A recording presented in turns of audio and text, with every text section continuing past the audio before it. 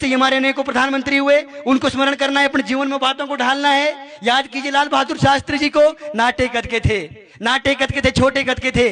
तब हम महाशक्ति नहीं हुआ करते थे, तब हम बड़ी बड़ी डींगे नहीं हाँका करते थे, खाने के भी लाले थे हिंदुस्तान के। अमेरिका से गेहूं आता था, धान आता था, तब हिंदुस्तान का पेट भरता था। जब पाकिस्तान के साथ युद्ध हुआ, लाल बहादुर शास्त्री जी प्रधानमंत्री थे, 4-5 फीट की थोड़ी सी उनकी हाइट थी, तो अमेरिका ने धमकी दी कि बंद कर दीजिए पाकिस्तान के साथ युद्ध को, नहीं तो हम आपको जो ये धान और गेहूं भेजना बंद कर देंगे। तो हमारे उस प्रधानमंत्री की जो झील को देखिए, उनके काम करने की, उनके गुरुओं की ताकत को देखिए। उन्होंने कहा कोई बात नहीं, एक दिन मैं अपने देश के लोगों से बोलूंगा कि एक दिन भूखा रह लीजिएगा, लेकिन हमको तुम्हारी भीख नहीं चाहिए। देश को, अपने राष्ट्र के अपने पैर पर खड़ा करूंगा। और सेना को कहा कि जाइए लाहौर में तिरंगा फैला करके लाइए। ऐसे हमारे देश के अंदर प्रधानमंत्री रहे हैं। उस वक्त हमारी सेना लाहौर तक गई थी। और एक बड़ी बात सुनिए, ऐसा व्यक्तित्व तो लाल बहादुर शास्त्री का था। उन्होंने देश से आह्वान किया कि मेरी माताओं बहनों, हमारे पास अनाज की कमी है, आपको एक दिन मेरे लिए व्रत रखना पड़ेगा।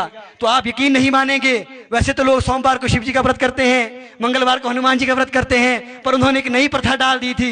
इतवार को भी लोग एक दिन खाना नहीं खाते थे। वो इसीलिए क्योंकि अपने देश के प्रधानमंत्री के साथ कंधे से कंधा मिलाकर खड़े हुए अनपढ़ लोग, इतनी साक्षरता तब नहीं थी, तो ऐसी उनकी शक्ति। और वो हमेशा बोलते थे, अपने गुरुओं को स्मरण करते थे। ये बात मैं इसीलिए बोल रहा हूं, जो अपने गुरुओं के पद चिन्हों पर चलता है वो बच्चा कभी पीछे नहीं रहता। इस बात का जिक्र मैं आपके माध्यम से करना चाहता हूं। चाहे तो वो बच्चा फिर भीमराव अम्बेडकर ही क्यों ना हो, जिनको स्कूल में जो है कमरों के बाहर बिठाया जाता था, परंतु पढ़ने की शक्ति थी, पढ़ने की झील थी, डेडिकेशन थी, उन्होंने पढ़ाई करी। और आज हिंदुस्तान का संविधान विश्व का सबसे बड़ा संविधान है। ऐसे भी हमारे बीच जो है महानुभाव रहे हैं। अपने जीवन में ऐसे महानुभावों को ढालना है, ऐसे महान शख्सियतों को पढ़ना है। मेरी आप लोगों से गुजारिश है, और मैं बधाइयां देता हूं आपको कि आप केवल और केवल ये जो 9वीं से 12वीं की आपकी पढ़ाई है, इसको अपने जीवन को बदलने के लिए इस्तेमाल करें। खेलने का भी समय है, उसको भी यूज करें। फोन चलाने का भी आधे घंटे का समय है, उसको भी यूज करें। परंतु सबसे पहला जो आपका कर्तव्य है, वो कर्तव्य होना चाहिए अपने क्षेत्र, अपने माँ बाप और अपने गुरुओं के नाम रोशन करने का, और अपने कैरेक्टर को जो है अच्छा बनाने का। इस बात का जिक्र मैं आपके माध्यम से करना चाहता हूं।